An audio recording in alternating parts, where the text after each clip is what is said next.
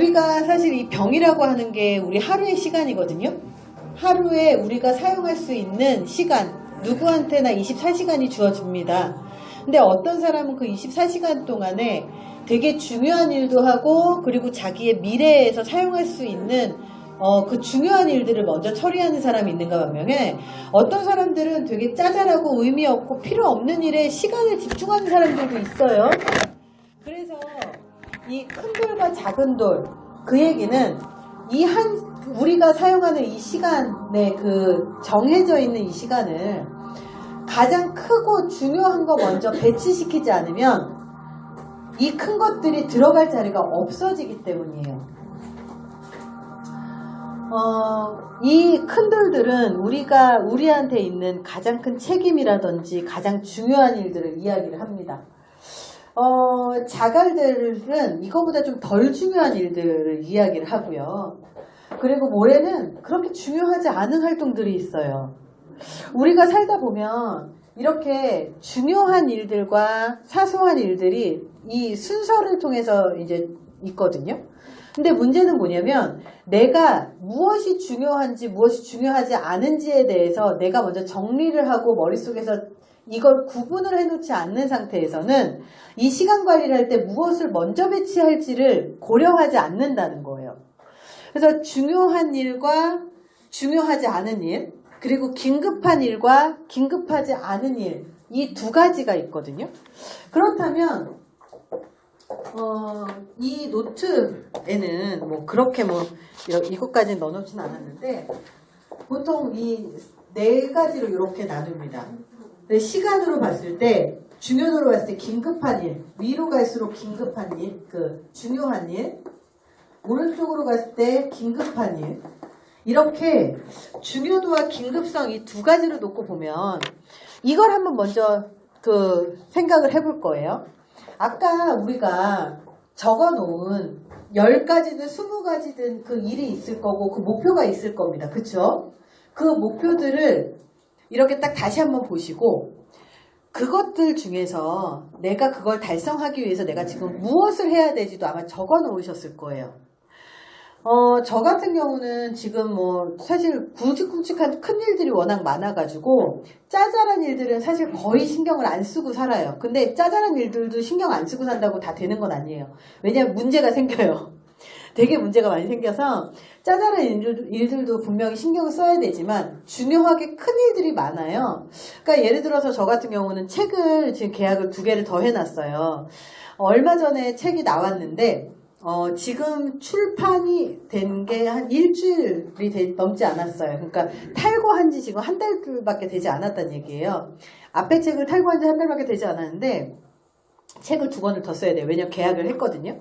그러면 그 책을 하려면 한 권을 쓰려면 100페이지를 완성을 해야 됩니다. 100페이지 A4로 100페이지를 완성을 하려면 하루에 4장씩을 써도 며칠이 걸려요? 5장씩 쓰면 며칠이 걸려요? 25일이 걸려요. 하루에 5장씩 쓰는 거. 근데 하루에 5장 쓰려면요, 그분이 내려오셔서 나한테 접신이 되셔서 8시간 앉아있어야지 5장을 써요. 책 한 권 쓸 때. 그러면 그 집중할 때까지 시간도 되게 많이 걸리고요. 쉽지 않은 작업이에요. 아무리 가벼운 내용이라고 할지라도 쉽지 않은 작업이에요. 그러다 보니까 하루 중에 제일 중요한 시간은 강의하는 시간 제 1순위잖아요. 제 업무에서. 요거를 제외하고 나머지 시간에 올인을 대부분 글을 쓰는 걸로 해요. 근데 글만 쓰는 게 중요한 게 아니고 강의 요청이 들어오면 제안서도 쓰고, 그리고 서류도 보내고 이런 작업들이 있잖아요. 되게 중요한 작업이에요. 근데 우선순위에 자꾸 밀리기도 하고 그런 거죠. 그래서 내가 해야 되는 그 수없이 많은 것들을 지금 정리를 한 번 더 할 거예요. 되게 중요한 과업 20%를 선정해 주세요. 내 인생에서 생각했을 때 이거는 반드시 중요한 과업이에요. 예를 들어서 내가 시집 가는 게 되게 중요해. 그럼 뭐 해야 돼요? 남자를 만나야 되잖아요. 그쵸? 그럼 남자친구가 없는데 남자를 만날 수가 있어요? 없잖아요. 그럼 남자를 만날 수 있는 장소로 가야 되잖아요. 그러면 어딜 가야 돼요? 매일 모임에 나가야 되죠? 내 인생에서 그게 되게 중요하면. 그렇게 중요한 게 있으면 그것을 내가 현재 뭘 해야 되는지까지 고려해서 이 업무들을 나열을 하는 거예요. 내가 해야 되는 일들을 나열을 하는 거죠. 그래서 상위 20%를 선택해 주시기 바랍니다. 아까 적어 놓은 것들, 그리고 지금 뭐 해야 되는지 그런 것들을 다 고려해서 상위 20% 중요한 일을 선택을 해주세요. 한번 적어 보셨어요? 상위 20%의 것들이 사실은 우리가 사는 삶의 80%의 시간을 쏟아붓는 경우들이 참 많아요. 저 같은 경우는 예를 들어서 저 같은 경우는 제 삶 자체가 일이다 보니까 일하는 시간들이 사실 제 경력 관리이기도 하면서 꿈을 이루는 그 과정에 있기도 해요. 그러다 보니까 이 쏟는 시간이 만만치는 않는 것 같아요. 그래서 제가 2015년도가 될 때까지 거의 한 10년 정도를 어떻게 살았나 가만히 돌이켜 생각을 해봤더니 눈 떠서 일하고 눈 감을 때까지 일을 했던 거예요. 그러니까 이것도 바람직하진 않아요. 눈을 떠서 눈 감을 때까지 일을 한 거예요. 그래서 친구를 만났냐? 친구도 1년에 한 번 2시간 만났습니다. 그것도 바람직하지 않죠? 왜냐하면 친구도 되게 소중한 내 삶에서 되게 중요한 영역이거든요. 근데 1년에 한 번 2시간 만났어요. 왜? 그 2시간도 너무 아까워서. 왜냐하면 그 시간에 자야 되거든요. 피곤하니까. 되게 잠을 못 잤었거든요. 그래서 그런 것들이나, 그리고 커피숍 같은 경우도 잘 안 갔었어요. 왜냐면 앉아서 누군가랑 얘기하는 그 2시간이 아까워서 못 갔었어요. 왜냐면 그때 시간을 가만히 돌이켜보면 정말 바빴을 때는 한 2, 3년 정도는 정말 거의 잠도 못 잘 정도로 이제 바빴었으니까. 근데 거의 기억에 없게 일을 하는 것도 사실 바람직하진 않더라고요. 제가 어느 순간 딱 정신 차려보니까 주변에 친구도 별로 남아있지 않고, 그리고 일만 하더라고요. 근데 경력으로는 남들보다 좀 더 빨리 갔을지 모르겠지만 내가 힘들 때 정작 돌아봤을 때 사람들이 없는 것도 되게 안 좋은 거더라고요. 그래서 이 중요한 상위 20%의 것들을 일만 선택을 하는 게 아니라 나한테 소중한 사람도 그 안에 들어가야 돼요. 소중한 사람, 가족, 친구, 내 자녀. 왜 이것들이 들어가야 되냐면, 어떤 사람들은 일하고 가족하고 둘 중에 뭐 선택할래? 그러면 일을 선택하고 가족을 등한시하는 거예요. 그래서 내가 가족 때문에 이렇게 열심히 하지 내가 뭐 때문에 열심히 해? 그러면서 가족이 우리 같이 주말에 같이 시간 좀 보내요. 그러면 내가 너희 때문에 열심히 일하는 거지 누구 때문에 열심히 일하는 게 아니야. 그러면서 가족하고 시간을 안 보내는 거예요. 그래서 되게 안타까운 게 예전에 저는 이렇게 강의하다 보면 저한테 상담을 받으시는 분들이 있어요. 종종. 어떤 상담을 받냐면, 예전에 한 50대 해군 분이 한 분 계셨는데, 이분이 그런 얘기를 합니다. 바다에 한번 이렇게 나가면 2, 3개월 집에 못 들어온대요. 길게는 6개월씩 못 들어온대요. 그렇게 못 들어오는데 아이들이 아장아장 걸을 때부터 클 때를 제대로 보지 못해서 그게 너무 속상하고 안타깝다고 이야기를 하면서 50대가 넘어가면 그것 때문에 상담받는 남자분, 중년분들이 많아요. 그래서 되게 소중한 사람이 누구냐에 대해서도 우선순위를 정해놓는 거 되게 중요하잖아요.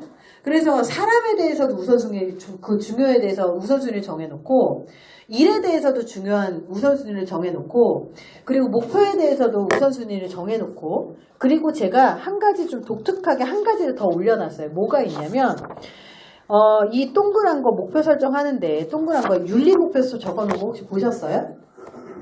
윤리목표? 제가 업무 목표나 개인 목표나 건강 목표도 올려놨지만 윤리 목표를 올려놨어요. 왜 윤리 목표를 올려놨냐면 우리가 너무 개인의 성공만을 위해서 살아요. 너무 개인의 성공만을 위해서 살고 개인의 행복만을 추구하면서 사는 거예요. 근데 개인의 성공이나 개인의 행복도 되게 중요하지만 이 윤리적인 목표를 달성을 해도 굉장히 사람을 행복하게 만들거든요. 그래서 윤리적인 목표도 이제 올려놓는데, 왜 특히 우리 그 청소년들을 이렇게 만나는 지도자들이 왜 이게 되게 중요하냐면, 청소년들 같은 경우는 아직도 애기 때문에 이 아이들을 컨트롤하고 이 아이들을 가이드를 하는 이 지도자분들의 어떤 성향을 갖고 있는지가 아이들한테 영향을 굉장히 많이 미치거든요. 그래서 윤리 목표도 같이 고려하셨으면 좋겠다는 의미에서 윤리 목표도 이 안에 같이 집어넣습니다. 한 번은 교육공무원 강의를 할 때 교육공무원 강의에서 이 교육을 하면서 윤리 목표도 한번 써보세요라고 했더니 한 교육공무원이 이제 발표를 하면서 무슨 얘기를 하냐면 저는 학교에서 그냥 행정 업무를 하는 공무원입니다. 근데 제가 지금까지는 사실 별 생각 없이 그냥 일을 했었는데 학교 내에 되게 밥을 못 먹고 도시락을 못 싸오고 그리고 가난해서 생리대를 사지 못하는 아이들이 있대요. 근데 우리는 자기는 공무원이라 행정을 잘하기 때문에 그런 아이들이 도움을 받을 수 있는 그런 제도들을 많이 알고 있는데 사실 지금까지 귀찮아서 안 했어요 그거를. 근데 윤리 목표를 설정하라고 하니까 갑자기 그게 생각났어요. 그래서 반성이 됐어요. 저는 1년 안에 매년 이렇게 도움을 받을 수 있는 아이들을 적어도 한 5명 정도는 이 제도 안에서 도움을 받게 좀 도와주고 싶어요. 이렇게 얘기를 하는 거예요. 그러니까 이 사회에 내가 한 인간으로서 살면서 이 사회에 어떤 공헌을 하는가 이것도 되게 중요한 영역이라고 생각을 하거든요. 혼자 잘 사는 것도 되게 중요하지만 그래서 업무 목표, 개인 목표, 윤리 목표, 건강 목표 이 4가지로 삶에서 이렇게 적으라고 말씀을 드렸고